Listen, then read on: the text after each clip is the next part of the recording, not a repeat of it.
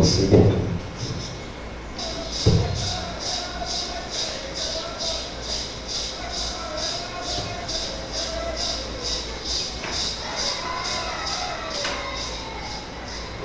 desse espaço torna inquestionável seu valor enquanto espaço de memória para os povos indígenas e para o movimento indigenista nacional.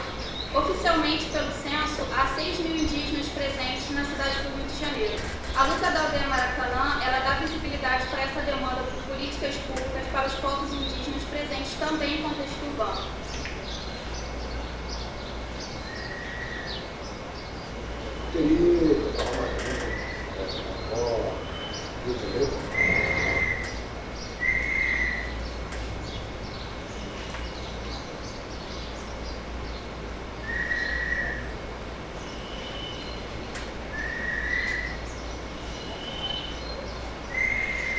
Nós estamos na aldeia Maracanã, Universidade Indígena.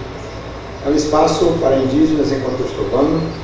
Está localizado no bairro Maracanã, ao lado do estado do Maracanã. Nós abrigamos indígenas de diversas etnias que estão morando, estudando ou de passagem pelo Rio de Janeiro. E é um local referência a nível nacional e internacional. A aldeia Maracanã faz sim de existência dos povos originários de todo o Brasil.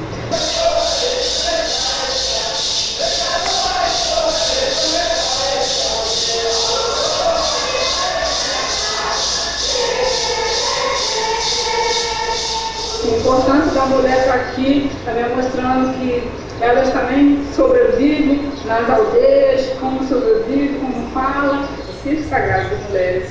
De falar sobre o que, né, das medicinas, das mulheres, totalmente da parte da mulher se cuidar, uma da outra. Continuamos aqui na resistência, né, na luta pela demarcação do nosso território, pela posse do nosso território, na defesa da educação indígena, como a pedagogia indígena, a produção de conhecimento autônoma, nós mesmos, né, porque os nossos princípios de educação, inclusive, né, são diferentes e não mercadológicos, e lutamos aqui por essa universidade que já acontece, ela já é viva, ela já é real. A população tem esse contato, possa vir aqui, desfrutar de um momento aqui no meio desse ambiente urbano tão caótico, que as pessoas querem o progresso. Acho que a gente está contra o progresso, mas o nosso progresso aqui é isso, é o bem viver. A gente recebe crianças de vários colégios públicos, particulares, que gostam de vir aqui para que as crianças tenham esse acesso, né? Os colégios trazem, que as professores trazem, a gente vai nos colégios também para palestrar, né? Eles vêm aqui aprender um pouco de questão ambiental, né? Do plantio, né? Como é que se faz. Nós também trazemos a indigenização, né? É onde nós trazemos o resgate ancestral do espírito indígena que há em cada ser humano. Eu venho para a cidade para atrair a sociedade, para que ele venha aprender também, para que esses conhecimentos e saberes não fiquem só comigo, mas sim ajude aos netos, né, aos filhos, aos bisnetos, aos tataranetos indígenas da cidade, que hoje em dia são de várias cores. E nós estamos aqui, né, a convocar o mundo, né, a fazer conosco um muro humano em defesa da aldeia Maracanã e o movimento indígena nacional e internacional como um todo. Respeitem nossas existências.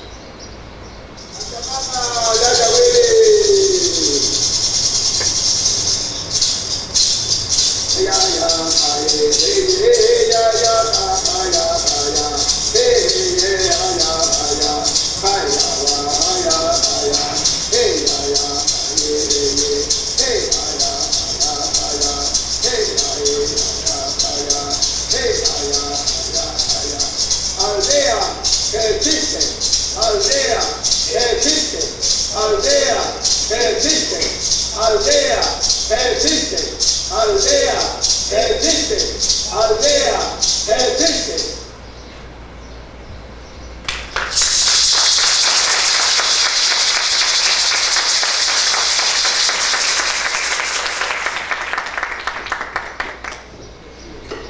Muito obrigada pela contribuição. E eu acho que não seria como eu poderia falar, mas eu tenho que falar que se vocês, a gente que está em formação, enxerga isso como um recorte, a gente está errado. Tipo, nós somos mais de 50% da população brasileira.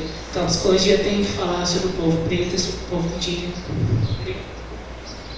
E agora, o Thiago, do coletivo Mineiro de Oliveira.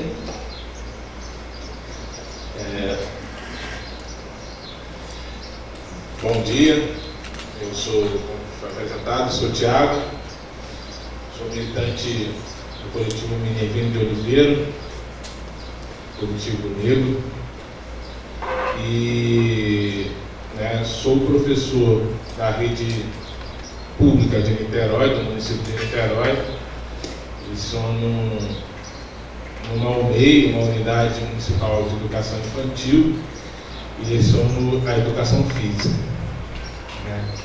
E hoje me encontro sentado, estou como coordenador da Secretaria de Combate ao Racismo do CEP Niterói. Então, aqui eu venho falar um pouco sobre a experiência que eu estou vivenciando, já faz há 10 anos, que é sobre a questão quilombola. Pode passar, onde houve escravidão, houve revoltas, houve luta. Essa aqui é uma música do Ney Lopes, o nosso nome é Resistência, que vai falar mais ou menos assim: Palmares, balaios, malês, alfaiates, fugas, guerrilhas, combates, mão na cara, dedo em riste. Teatro de fundo de quintal, os candomblés, bloco de jongo, afoxés, assim também se resiste. Negritude resplandecente, consciente a se reconstruir. O nosso nome é Resistência, olha o nosso povo aí. Isso para mim é muito caro, porque nós conseguimos, estamos sobrevivendo, nós não estamos vivendo. A população negra, os piores índices de desenvolvimento, a população negra é campeã. E isso, de fato, tem, sim, a ver com a escravidão nesse país. E nós resistimos, porque todo mundo sabe que o Estado brasileiro teve uma política de branqueamento que era exterminar os índios e os brancos e os negros para tornar no século XXI, o país todo branco. E nós conseguimos. Aqui está a mesa e está a plateia também, comprovando que nós conseguimos resistir a esse ataque. Vai passar. Então, assim, o histórico do movimento quilombola é um pouco o histórico da luta dos trabalhadores. Nós aprendemos na história que as primeiras greves, quem fizeram as primeiras greves foram os brancos, companheiros que vieram trabalhar aqui no Brasil na política do branqueamento. Mentira. As primeiras greves, quem fez foram os negros escravizados. Isso é muito sério isso. É apagar a história de luta do nosso povo. Hoje, as nossas tradições de luta, de greve, de piquete, de rebelião, nós já fizemos aqui, e no Brasil nós temos a raiz negra e indígena. No Recôncavo Baiano, no século XVII, XVIII, houve uma fuga de negros, e onde os negros pararam a produção de açúcar. E isso, gente, eu não estou falando nós hoje que temos direito humano, direito isso e aquilo, não. Eu estou falando de uma época onde nós negros éramos objetos, onde nós negros não tinha alma. E nessa época nós ousamos a entrar em greve e falamos: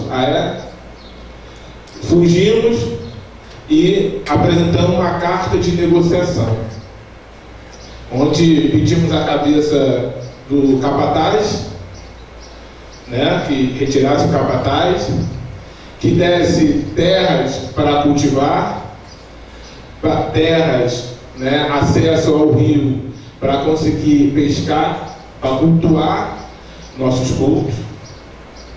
E bizarro é entender que 200 anos depois, a pauta do movimento negro é a mesma. A pauta dos trabalhadores é a mesma.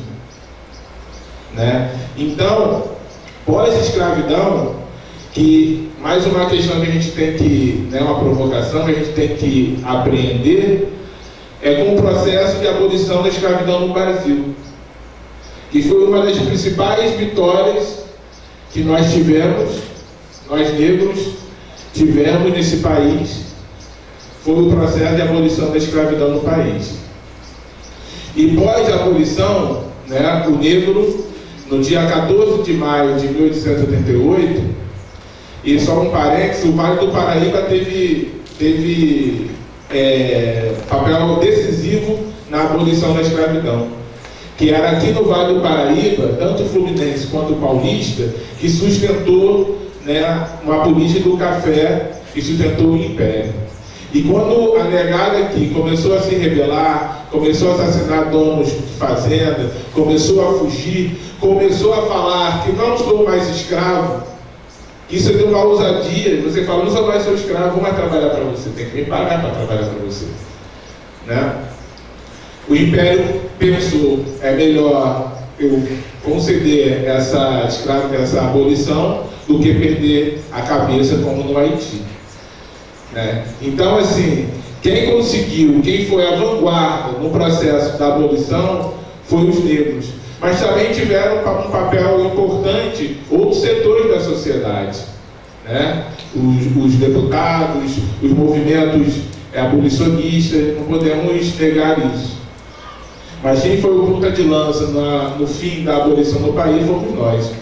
E apesar de nós termos conquistado, entre aspas, o fim da abolição, nós não superamos a abolição, porque nós ficamos sem terra, nós ficamos sem emprego, nós ficamos sem educação, nós ficamos sem saúde, sem teto, sem representação. E depois de 1888, né, o negro vai começar a tentar se organizar. Então vai passar pela Frente Negra Brasileira, Teatro Negro, né, e vai passar também pelo movimento, né, a formação dos movimentos trabalhadores do campo. Para você ter uma ideia, o Brasil passou a ser mais gente na cidade do que no campo na década de 70. Na década de 70, que o Brasil começou a ter mais gente na cidade do que no campo. Então, os trabalhadores negros que, né, entre aspas, conseguiram abolir a liberdade, né, no dia 14 de maio, começou a se organizar para tentar conseguir direitos. Então, nós temos, por exemplo, uma das lideranças do Sindicato dos Trabalhadores Rurais do Maranhão, né, é negro, que ele está vivo ainda, que não vem a memória o nome dele. O negro Fuba, João Pedro Teixeira, da Línguas Camponesas do Nordeste, era negro. Tanto que a Elizabeth Teixeira, que não sei se ela está viva ainda, no relato dela no Congresso, ela coloca que o pai dela não queria que ela se casasse com João Pedro Teixeira, porque o João Pedro Teixeira era negro. Então essas lideranças negras, elas vão começar a liderar processos de organização dos trabalhadores. Né? Então tem diversos processos que os negros vão liderar esse processo. Né? Aí veio a ditadura militar, o golpe de 64, que exterminou. Né? Exterminou todo o processo de resistência, de construção de um mundo novo. Né? Exterminou o João Pedro Teixeira, né? O Exército, a Polícia Civil da Paraíba. Né? O Sarney caçou o líder dos trabalhadores rurais do Maranhão, deu um tiro na perna dele. Né? Então, nós começamos a ter uma perseguição dos movimentos sociais. E na Constituição, né, não é militar não, na Constituição na Constituição de 1988, 6 anos depois da abolição, é que é inscrito na Constituição o direito do nosso território. Direito do território indígena, direito do território quilombola. 100 anos depois, não é muito longe não. né? Eu conheci a minha bisavó, que nasceu em 1898. 3 ou 4, dependendo da idade de cada um aqui, 3 ou 4 gerações atrás. Isso não é hoje não, é muito perto. E o artigo 68 foi demarcado na Constituição, né, como uma ADCT, né, disposição transitória, que quando for atingido o objetivo do artigo, isso cai. Mas como nós sabemos que o Brasil é feito de latifúndios, e dentro do sistema capitalista é quase impossível a gente conseguir a demarcação das terras indígenas e quilombolas, então o nosso direito vai ficar na Constituição até nós construirmos um mundo novo. Vamos lá. Então, essas aqui são as comunidades quilombolas no estado do Rio de Janeiro. Como eu disse para vocês, o Rio de Janeiro é composto, né? Foi um estado que onde houve o processo de escravidão em toda a sua parte. A prova disso é que todo o território do estado do Rio de Janeiro tem quilombo, né? E tem comunidades que estão em processo de demarcação. Então você tem de Paraty a Campo do Goitacazes, do Vale do Paraíba, a região dos Lagos, você tem quilombo. No estado do Rio de Janeiro, pelo que não me falha a memória, são 36 comunidades quilombolas reconhecidas pelo estado. Pode passar. E volta rapidinho para mim, volta. E é importante a gente entender, fazendo um bate-papo com o José, que o processo de ocupação do Vale do Paraíba, ele foi um processo de extermínio das comunidades indígenas que aqui viviam, né? Pelo que me passa, não sei certas etnias, mas turis, botogudos, coroados que viviam na região do Vale do Paraíba e foram exterminados. Por quê? Como que foi a ocupação do Vale do Paraíba? A mineração teve uma queda de produtividade. Como o capital tem que ser valorizado, o pessoal que ganhou dinheiro na mineração e o Império doou 6 marias da região, e com 6 marias, com terra, com dinheiro da mineração e com o Estado favorecendo, né, um agronegócio, no caso era o café, começa a ocupação do Vale do Paraíba. Então vamos exterminar, vamos limpar a área, que é matar os índios, ou catequizá-los, né? E vamos ocupar o Vale do Paraíba com café. E nós temos a mão de obra, que é a mão de obra negra. Então o Vale do Paraíba, ele foi ocupado dessa forma. É a mesma forma que estão querendo ocupar a Amazônia, né? Os métodos são os mesmos. Não tirou nada, né? Desmata. Quando você desmata, você tem um solo muito bom, aí você exaure aquele solo e depois você abandona ali para boi, né? Então você mata a cultura indígena, você mata a fauna, a flora, e o capital ele territorializa. Para territorializar tem que ter espaço, não é só as comunidades tradicionais precisam de território, não. O capital também precisa de território, né? E pode passar. E o território é o resultado, né, da apropriação do espaço material e imaterial, concreto ou abstrato, para uma determinada intencionalidade, né? E é a partir da apropriação do espaço geográfico, da natureza, que se realiza por diferentes coletividades e classes sociais, com distintas intencionalidades e maneira de representar o espaço. É que se produz o território. Então o território ele vai se constituindo uma relação de poder na luta do dia a dia. O território não se estabelece a partir dali é meu, a partir de lá é seu. Não é assim. É uma tensão.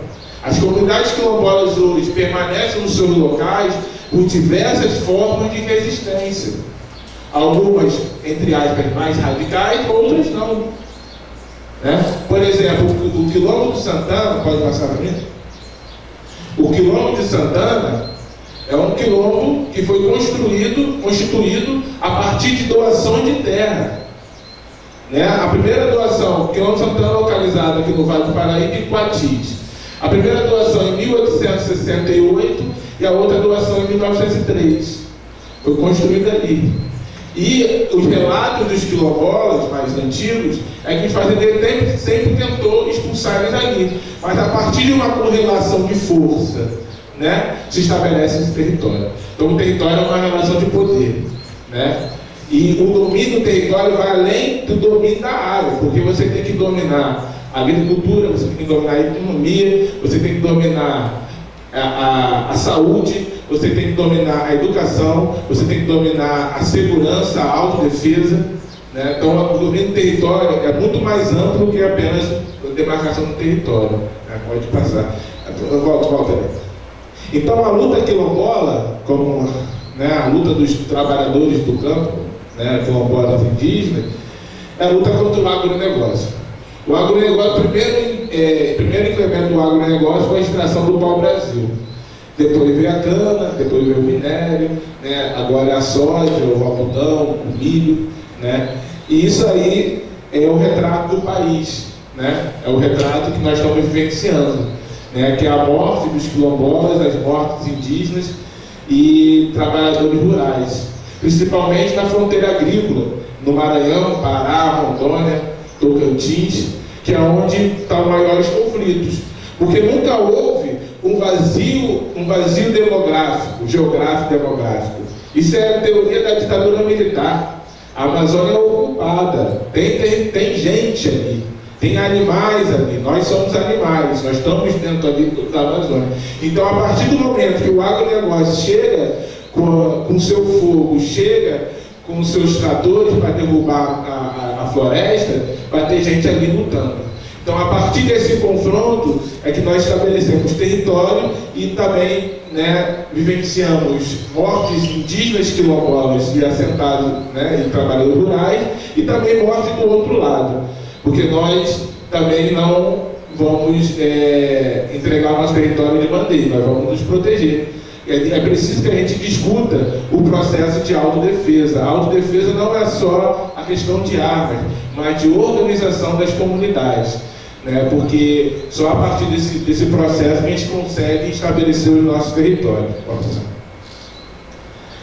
E só falando do agronegócio, é bizarro entender que o governo, tanto o governo do PSDB, PT, Temer e Bolsonaro, se pautar a economia no agronegócio, né? Exporta-se mais produtos, né, sem primário, commodities, do que produtos com tecnologia.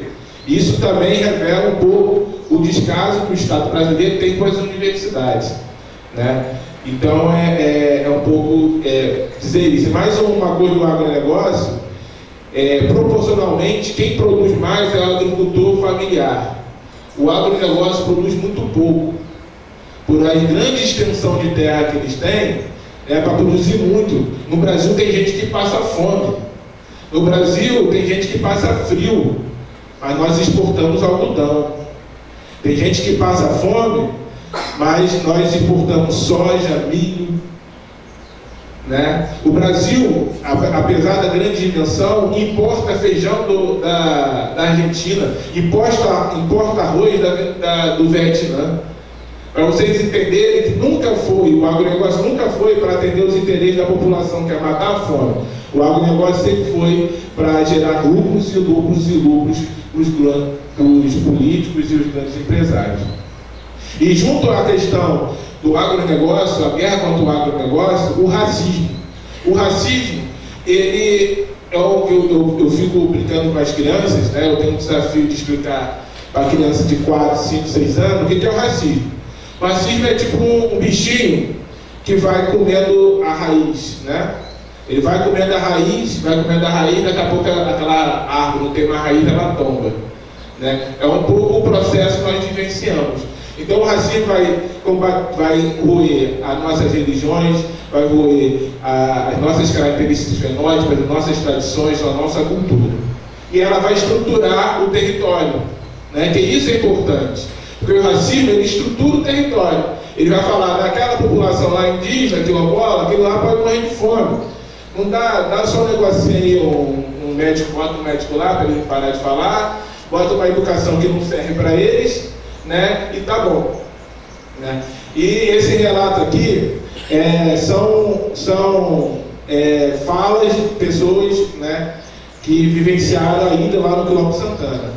As informações orais que eu obtive na sede do Poder Público Municipal dizia que Santana era um lugar bonito, pois tinha uma vista maravilhosa e que seus moradores eram extremamente pobres, viciados em bebidas alcoólicas, viviam em péssimas condições de moradia e lhe faltava todo tipo de saneamento básico. Eram retiros e se escondiam quando viam pessoas estranhas se aproximarem. Eu tinha medo do pessoal de Santana, pensava que era tudo violento aqui.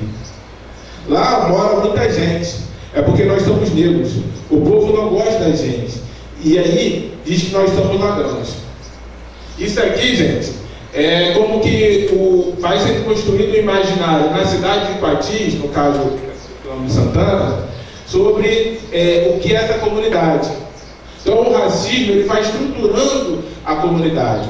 A irmã Elizabeth, né, que fez um trabalho muito bom lá, que até hoje tem frutos, infelizmente nos deixou, ela trouxe uma fala que porque Santana não tinha estrada, né, Santana não tinha escola, então, mas tinha uma igreja em 1863, 67, aí quando você olha de longe você vê a igreja, aí ela perguntava, quem mora lá naquela igreja?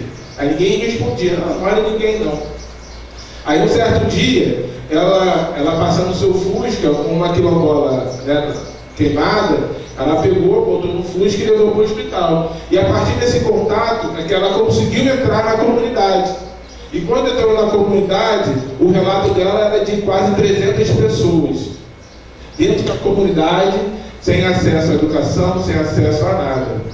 E a partir daí que ela começa a desenvolver um trabalho, né, de abertura, quase foi morta, que, né, lutou pela abertura de uma estrada, que hoje você chegar lá, você tem uma estrada, construiu uma escola, né, porque toda a escola construída em territórios quilombolas indígenas foi protagonismo dos quilombolas indígenas. Estado nenhum constrói escola em território. Depois ele se apropria, como foi o caso de Santana, né? O caso de Santana, a escola foi o quê?